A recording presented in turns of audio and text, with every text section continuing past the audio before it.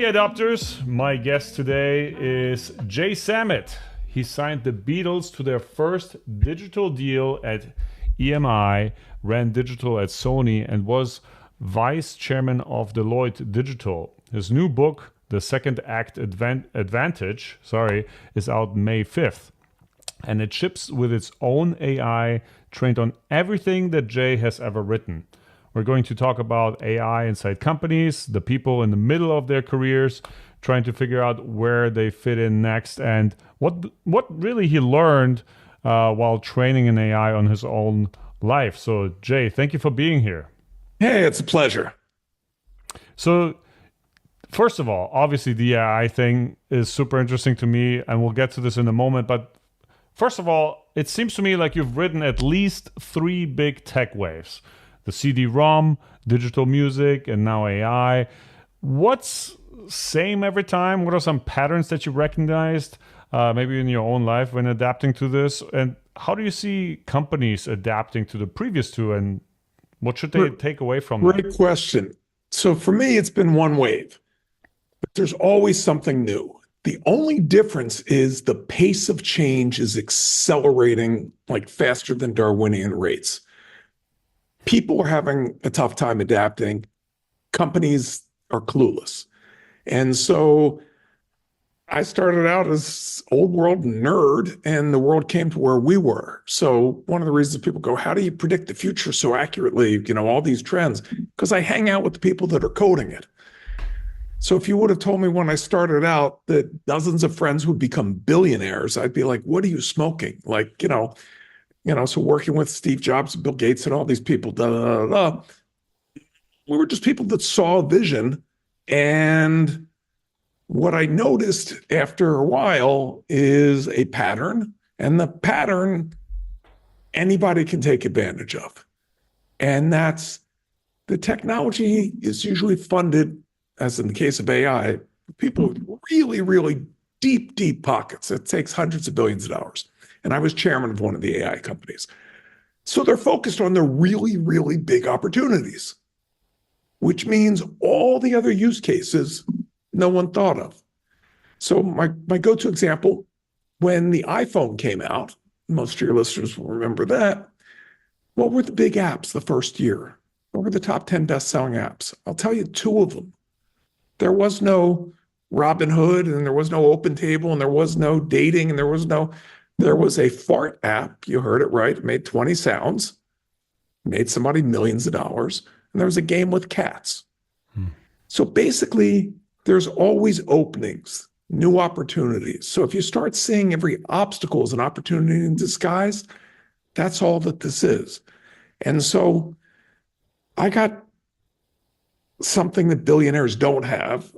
I have enough. So I didn't want to continue. I was a public CEO. I've run big companies. I've had hundreds of thousands empty room and starting things, and I've done that a bunch. But I realized I could teach it.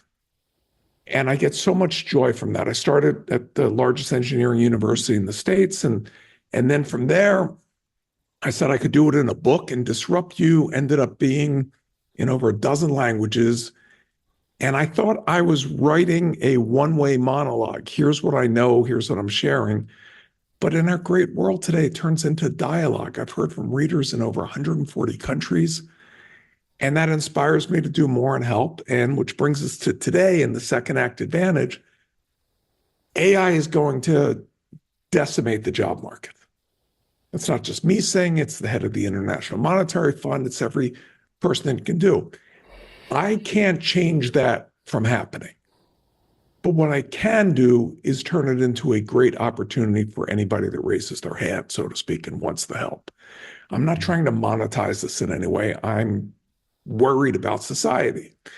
And in particularly, big companies are getting rid of the most expensive people, the older people. Anybody over 40 has crosshairs on them. And yet they have an advantage. They have a network. They have experience for making decisions. So that's what the second act advantage is, that you actually have more advantages starting a company. You're 3 times more successful with VC funding if you're over 50 than if you were under 50. 3 times higher success rate. Your brain doesn't fully mature till your 60s. So I'm trying to take all these people that were pushed off the sidelines and show them this is the greatest time. And it truly is. Gotcha. Well, first of all, I'm gonna take that as a quote and hand it to my wife next time when I annoy her. I'll tell her, hey, my brain still has about 20 years, almost 20 years left. So be easy on me. But I love that. So with that in mind, people that maybe have built those life assets, I guess, right? The network, the experience. Can you point out maybe some of the meta skills that you came across that are important for people to learn now, where they maybe feel for the first time in a decade or two that they're out of place in a way because everything under their feet seems to change, right? Is there anything that you can pinpoint Sure. towards? There's a bunch of things. So if it isn't obvious at this point, you have to commit to lifelong learning. What got you through school, what got you to the C-suite is not going to get you over the next 5 years. That's the pace of change. And what's great about AI and why I built an AI companion with the Second Act Advantage is you don't have to be embarrassed to ask, I don't understand this, walk me through this. AI will baby step you through every step of anything. Biggest epiphany of my career that I hate to admit took me 20 years to figure out was because I was working with the Microsofts and the Apples and everybody building everything. I knew what was coming. I could see clear as day.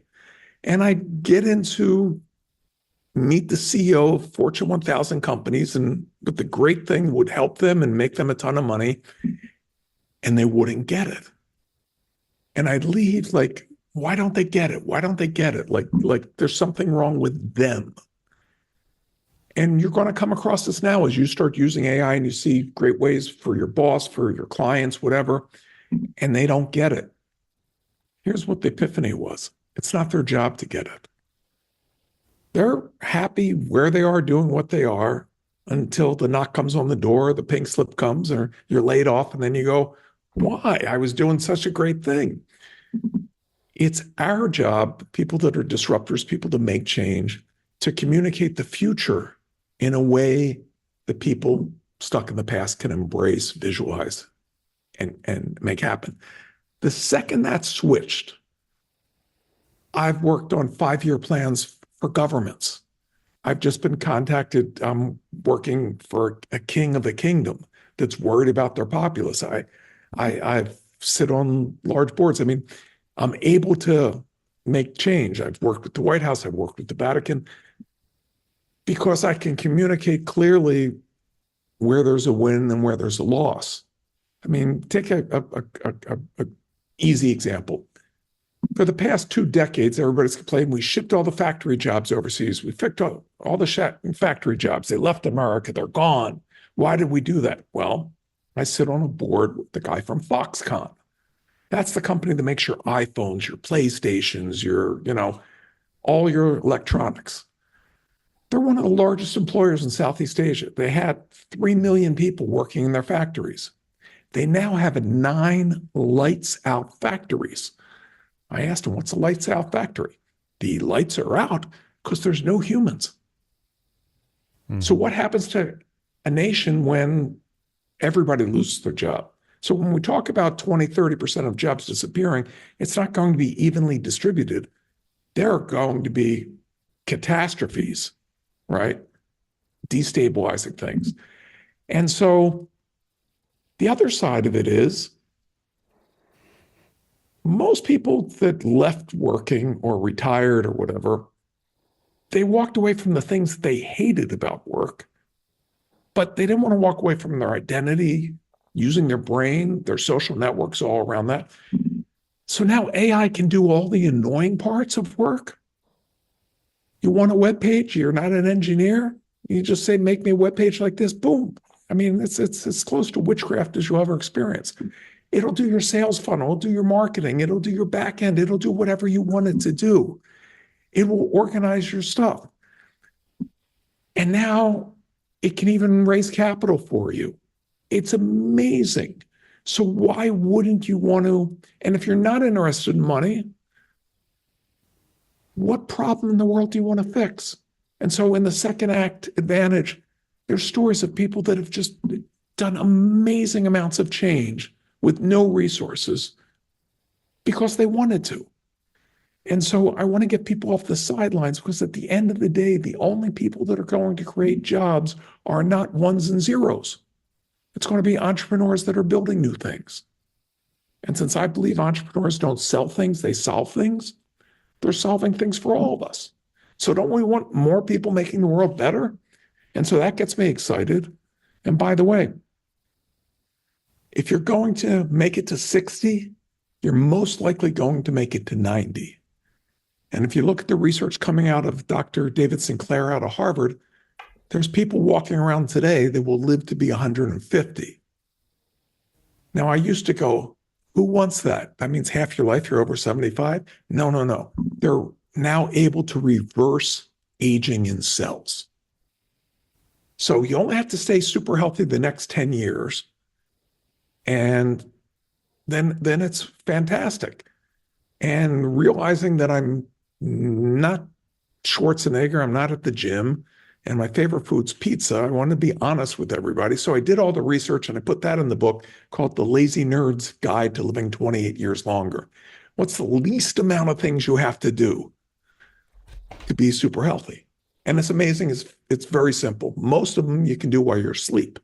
So I'm excited about the future, but I'm worried if I can't get the word out, if I can't provide the help to people. Right.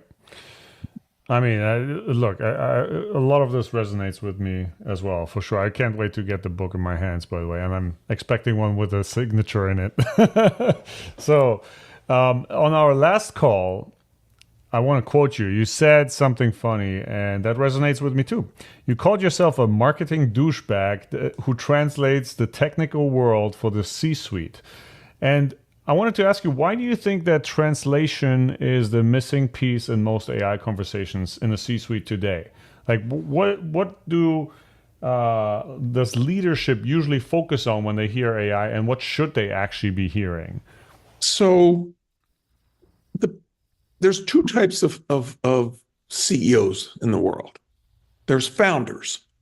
You had an idea, you built up a company, you got there on the merits of your idea, your flexibility, your leadership. And you think of those people, the Steve Jobs, the Bill Gates, the people that really, changed the world.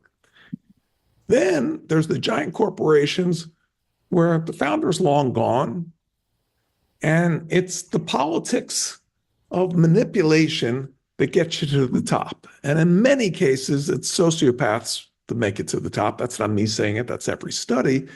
Because you're more likely to make it to the top by helping other people fail than having a brilliant idea that gets you to the top. Most execs become risk adverse. And in a time like this, nobody wants to come out with a new idea or do something because if it goes wrong, that's your career. So it's this duck and cover, and I call them nuclear cockroaches. They seem to, no matter how many downsizings, they're still there. So they barely know how their business runs. And they don't understand that change is coming. They've never adapted. They've skillfully played a chessboard and they're masters at it, okay? I never fit that mold. I'm like, you want to fire me? I don't want to be here, right? I just aged into having to do these things. So if I can help that person keep their job, get their bonus, thrive, the conversation is really simple. So when you're pitching, and I've worked with all Coke, a McDonald's, a Pepsi, an airline, I don't want to out clients, a bank, big institutions. And I've worked with all of them on billion-dollar deals. I used to go in, here's what I can do for the company, here's what the company needs. You're falling on deaf ears. What can you do for the person sitting across the table? And if you're not coming in at the CEO level to talk, that's even easier because that person, in many cases, is paid just enough to show up, but not enough to care. So what they're really concerned about is their bills and their debt and, the salary doesn't go the way that inflation has gone. So how can you save their job? How can you make them look good at their marketing meeting?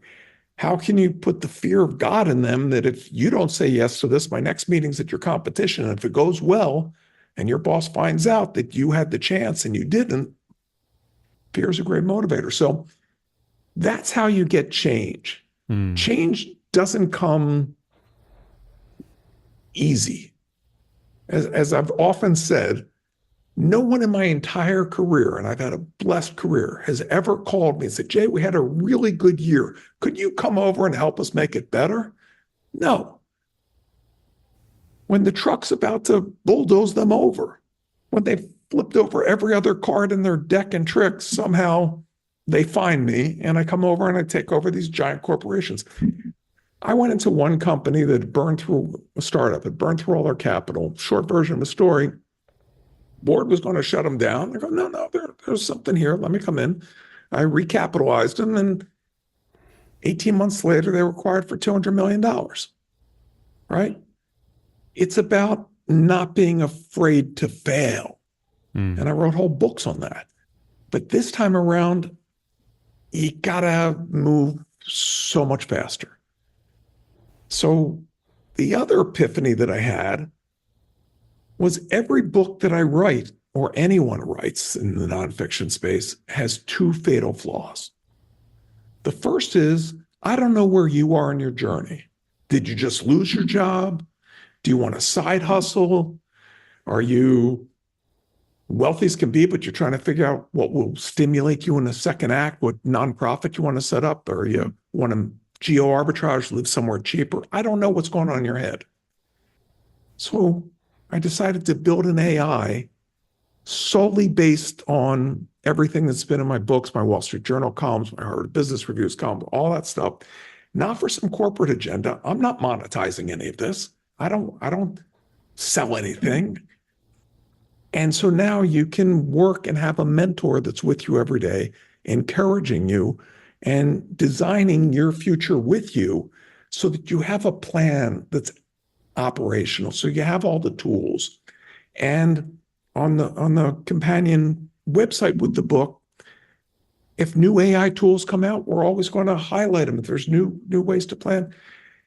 If you're not introspective and you don't know what really motivates you, we got tools to walk you through that. Oh, I like to work with people. Oh, I like to work with my hands. Oh, I like public speaking. And then the greatest motivation is just seeing the stories of people that are doing it, that you go, well, I'm starting off better off than they are. So I guess, I can do the same. And it's infectious. Mm-hmm. So tell me a little bit more about it. I'm particularly curious about the custom AI that comes with the book, because I told you when I delivered one of my last projects to a client, I did a similar setup for them, because it's exactly the case that you mentioned. It's like you get either a report or a book, and then it stays on a shelf or somewhere in the filing cabinet, and nobody ever looks at it because they have to put way too much mental effort to even find the relevant sections or what they want to know. And B, they may be completely, like there's no context currently. And at least from my side, what I saw is very helpful is you can go straight to the point. You can ask questions. It is all relevant to your current state, like you said, right? So tell me a little bit about the custom AI that comes with it and what you actually learned about yourself by training an AI on your own life's work. Oh, that's the better question. So I'll get to it. Make sure I don't forget that one. I love that question because there was a huge thing that I learned. So let's take the first one. In the world of consulting, in the hundreds of billions of dollars of consulting firms doing projects, intentionally you deliver stuff based on existing data, okay? Which means there's always a phase 2 contract because you got to keep on. That's not how we have to be in today's world. So what we built with the AI, let's pretend for a second you're part of the 53% of Americans that retire with no savings. Terrifying. Living on Social Security in the US, if you can do it, I don't know how, you're amazing, but It isn't a joyous experience. So you're looking about moving somewhere else. I'm not going to say to live cheaper. You can actually live richer for less money. Places that have better healthcare. We're number 63 in healthcare on the planet, okay? They can live better climate, less crime, all those things. If I put that all in the book, here's the countries that make sense, things change. With the AI, we're tied into live feeds from the State Department. Oh, this government's unstable, don't go there. Or here's the latest banks that charge the least for currency transfer. Or here's how the rules are, or here's a new change. So you don't have to have a PhD in figuring out the world. AI can do that, and building that's fairly easy, as well as pointing it to new medical advances and other research. So why not let a person for the price of a frappuccino and a donut get their future back, the life they deserve, and that's the exciting part. Now, the question you asked me was really good. So I've seen enough companies take AI that was trained on Reddit and Twitter conversations and make them their drive-through window. And the second somebody says, no, I told you I don't want fries with that, and they start cursing you out and using racial epithets and everything, all hell breaks loose and they shut the thing down.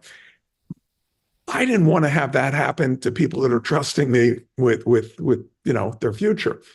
So build it on everything. And luckily, I have a long career with a lot of writing. And I've given speeches in 50 plus countries, hundreds of speeches. So anyway, I then spent months trying to trick it to say something awful or go off course or answer something that they can't, because the chatbots that are out there are telling teens to kill themselves. I mean,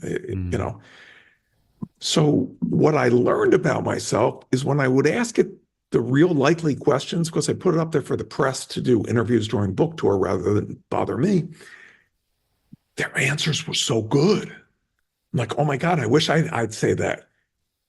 And what I mean by that, it's not a pat on the back. It's at any moment in my life, I may have known a statistic, I may have known a story, I may have been an expert on something. That's gone, right? Our brains can't recall everything that may be up there. It's just like when you see something, oh, I had that toy. I forgot about it till you saw the picture.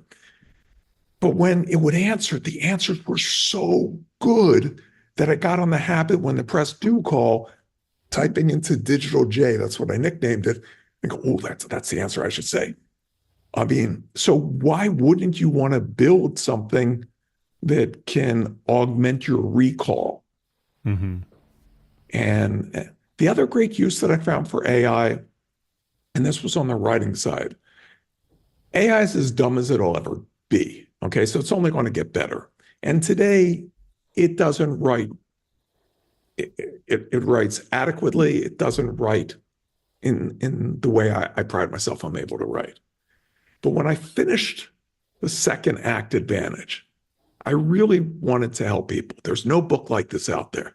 There's books that say clip coupons, you're poor, or here's your bucket list, go see the Taj Mahal, but not to have purpose in your life. So when I finished it, I went to all the major AIs, uploaded it and said, tell me what's missing. That's the use of AI. Let it look, because it's looking for pattern recognition. What are people dealing with? What's everything on this topic? And most of what they suggested were things that weren't in the book because I didn't want them in there. You edit, you streamline the story.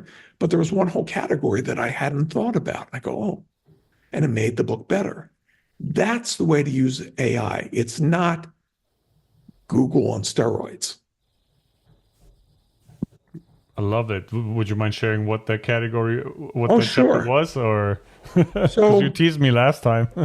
I walk people through how to prolong their life. I walk people through how to find purpose, how to use all the social media tools. Remember, I'm also talking to the non-natively digital generation, the boomers that, right? But what I didn't anticipate was there are sociological and relationship issues that come along with a second act.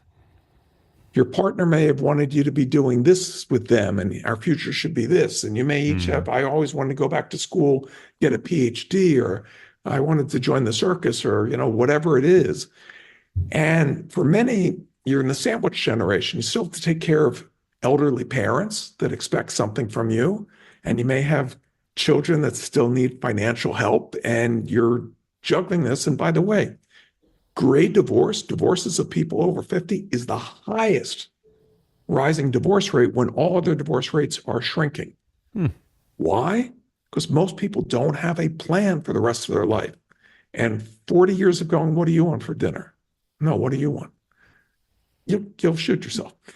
So I'm not suggesting to do that, folks. I have a sense of humor. But once you realize the emotional components of this change, this is a dramatic change for people. And probably, yes, death of a loved one's obviously number one on the list, but losing your career, whether by choice or circumstance, every career is going to be disrupted this time. And the only difference is who decides to win. Right. So you got to be prepared, but not being prepared, here's what happens. Your job is your identity. Go into any new situation. What party? What's the first thing somebody asks? It's not your zodiac sign. It's what do you do? I used to, like, there goes that. Number two, your social network. Who are you spending most of your hours talking to? Where did you make most of your friends of the past decades? Through your work. So now you take that all away, and people fade into depression and go the other way. But if you can find purpose, by the way, more than diet, more than exercise, number one thing that'll get you to 100 is purpose. The Japanese call it ikigai, the reason to get out of bed. And so I show you how to find your purpose. And I'll give you a great example that comes to mind. There was a woman that I talk about in the book. She was 71. She was overweight, high blood pressure, acid reflux, bunch of other things, right? Typical. And her daughter begged her to exercise. But she did one thing different. She decided she was going to exercise, but do it every day on Instagram. Started at 71. At 80, her name's Jane McDonald. And if you look up a picture of her, she is Schwarzenegger. I mean, she is ripped. I mean, I can't describe the amount of muscle on this woman, but she also built 2.2 million followers, is making a great living, and she's inspiring other people. That gets you going. So whatever you want to change in this world, AI is your force multiplier to get you to be able to change it. And so there's people that are doing charity things. There's people that are building businesses. There's people there's a guy who retired and said, I'm going to do a podcast. I'm going to just call myself the retirement man. He's done 600 podcasts. He's making hundreds of thousands of dollars, and he's having a blast, and he's helping people. So why wouldn't you want to have a life filled with joy? And if you want to find joy, joy only comes from one place: helping others. So the second you start, and you could help others and help yourself at the same time, you'll suddenly find your life change. I never once got, after beating the numbers for the quarter, and getting, the board, the stock goes up and everybody's making millions, never once got a thank you note. I got, here's your target for 16 weeks from now. And if you don't hit it, you're like a piece of cheese. You spoil, we get a new CEO. But when I wrote Disrupt You, my first book, I call them love letters. I still get them from people all over the world. And they changed me.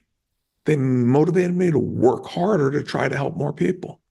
I share this in Future Proofing You, and I got permission to share the story. It gets me emotional, so I'm going to try not to get emotional. A woman wrote me. She had started a business in her 50s. She had lost her job, and she used all her money on her business, and it failed. And she decided to kill herself. And before she did that, she called her daughter, grown daughter, adult daughter, to say goodbye. And her daughter laughed at her. And she was like shocked, like, I'm serious. I'm telling you what I'm going to do. And you're going to kill yourself about money? That's the dumbest thing. Just wait a second, Mom. I want to bring you this book. She read the book. She now has a new successful business. And she just wrote to thank me for saving her life. I didn't save her life. She did the work. I just kind of take the blinders off because we were all raised to not take risks, to be employees.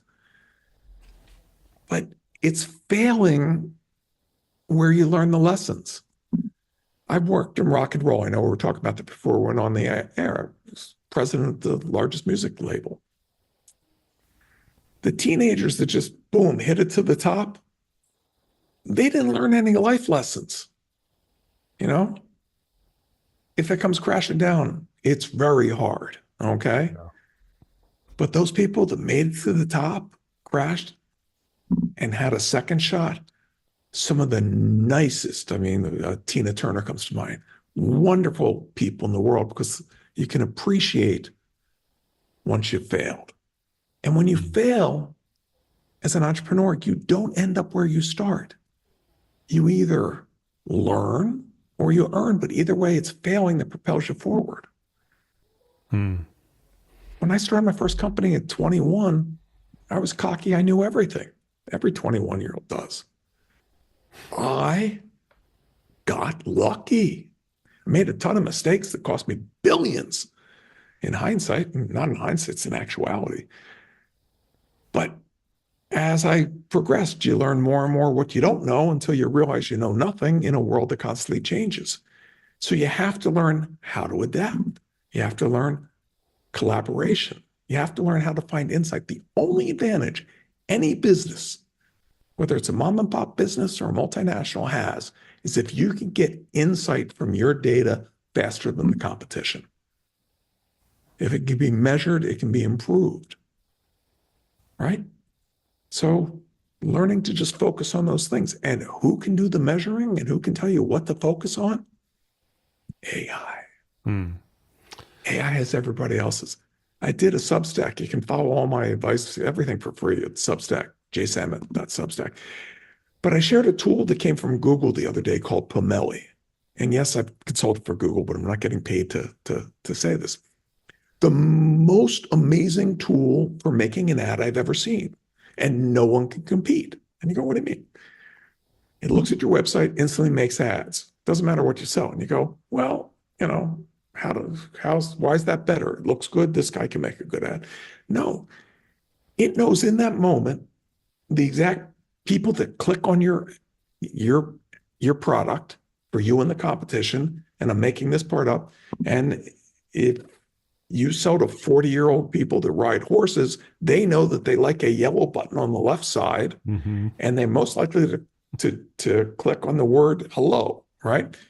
They have all the data and they're giving it free to you and making it. And I'm telling you, I didn't sell anything from my website, but because I posted it today, they instantly made me a Mother's Day ad. Why not, instead of flowers, you know, that go and candy that's gone, give your mother a future, give her the second act advantage. She's given you your future. My jaw dropped. I'm like, that's good. And knowing that they did the colors and the graphics and everything the way it should be. And that's a free tool. Why? Because most likely, where are you going to spend your ad dollars? They have tons of excess inventory. They're not trying to charge people more for being more effective. They'll never sell out their inventory. They want you to be more effective. So right. AI can do that for you. Why wouldn't you want that helper? Absolutely.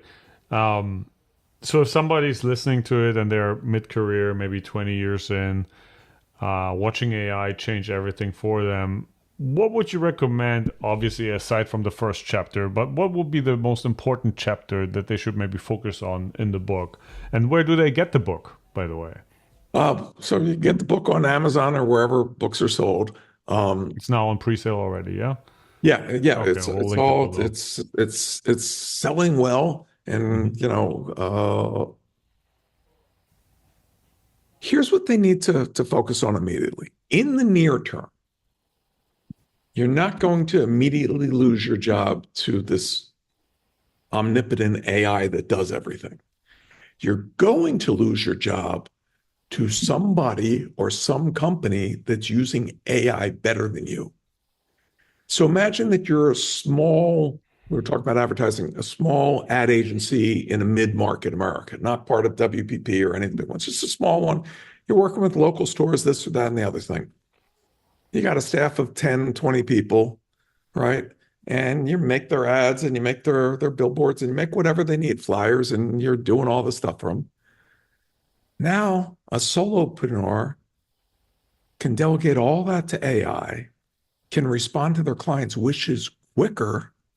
And since they're not employing any people, they can do it for less money and instantly give back feedback of how it's doing, tweak the things, give them daily reports, everything, give them a dashboard with no engineers, no skills, nothing. That's who's going to take your job. So most of the tools are free. In the book, I list the 100 tools that at this moment in time, I think will get you the farthest in breaking down by what your business is. You want to create a course online. You want to take your knowledge and monetize it. So when you're sleeping, you're making money. But tied to Digital J, the free AI that comes with it, and the website at jsamit.com, we'll keep that up to date. So if some new thing comes out, boom, you're going to be the first to know it. And am I trying to cover everything in the AI universe? No. Well, I post occasionally the medical breakthroughs because those are mind-blowing. That's like, I don't need AI to paint a painting. I don't need AI to write or do a kid's homework. I would like it to cure cancer, Parkinson's. Both of those will be hopefully cured in the next 5 years, and everything else that can give us a healthier, AI came up with, and I'm not a science guy, little microbes that eat plastic. So we no longer have stuff that doesn't break down and ones that eat radioactive waste and make it. I mean, it's amazing. But in the near term, why not turbocharge what you do, whatever that is, and not have to do the stuff that you don't like to do? Right. And that's one of the points that, whenever I go into a company and I try to explain to people where to get started, the major blocker is like, oh my God, we have to learn, right? Like you mentioned in the beginning, the learning how to learn as one of the meta skills. People oftentimes don't realize how much fun it can be, because it really, and this word is overused, it really empowers you to manifest your vision for whatever you have, right? At least in the digital realm right now. And that's just the mind-blowing part. Or a vision better than you can manifest. I'll give you a great example. Yeah. I'm older than probably most of the audience, but when I grew up, I loved claymation, Gumby and Pee-wee's Playhouse and all those things. And so I did a book trailer using Agent Opus, give them a plug, for Second Act Advantage in claymation, telling the story of your job going away, poof. And I thought it would be cute and fun. Oh my God, it's up on YouTube. Just my name and Second Act Advantage claymation. It was better than I could have ever created. Because when it talks about that AI comes and can take can do your job better, they made this cute little robot, like non-threatening, really cute. And then in my script, I wrote the script, it did everything. I said, and it's not evil, it just does your job better than you. But it zooms in on the robot, and just for that moment, he makes evil eyes. Just for a second, you go, "Ooh, he might be evil." It was like, there's going to be feature films that are just completely done by AI and probably still written by humans. But I can get lost down that rabbit hole endlessly. Making music, making anything. Those are fun uses. But every time I go to research and learn something, I come away with far more knowledge in less time. And that makes you more valuable. So if I'm having a meeting with any topic, I mentioned I'm going to be working with this kingdom. It's a really exciting project. That's the only reason I said yes. And it could change the future of the world and all that. But I knew nothing about their culture, their this, their that, and everything. Mm. You know, instantly for where I could, localize my thought process, it was kind of cool. And then you get to the practicals. Never wrote a legal contract and something that's tied to, you know, royal law, Hmm. just all kinds of stuff. And like I've always been inquisitive. So curiosity is one of the C's that you have to have. Um, so I can't answer specifically which chapter or piece is for mid-career because it's what piece of the puzzle don't you have fully developed Mm. yet? And I a lot guess of then people you should don't. jump straight into the AI and Um, talk to that. you know, the other part that I wanted to focus on AI in the book, AI will let older people stay independent longer. Mm. So whether it's for you or your parents live in another city, how do you know if their thought process is declining from dementia or Alzheimer? How can you keep track of their vitals every day in a non-intrusive manner? Like calling up and asking your parents, are you feeling okay? They're always going to say, yeah, I don't Hmm. want you to worry. Um, so how you can do that and how you can like, I have a self-driving car. I've had it for years. I still can drive, but I'll be able to drive longer. I talk about for the blind, somebody made an AI cane. Oh my God, this is life-changing. So it's this typical walking cane, but it has Google GPS. So where is the doorway to the building? Mm. How many feet am I from the McDonald's? What does, all those things? What does the sign in front of me say? What are the store hours? That's empowering.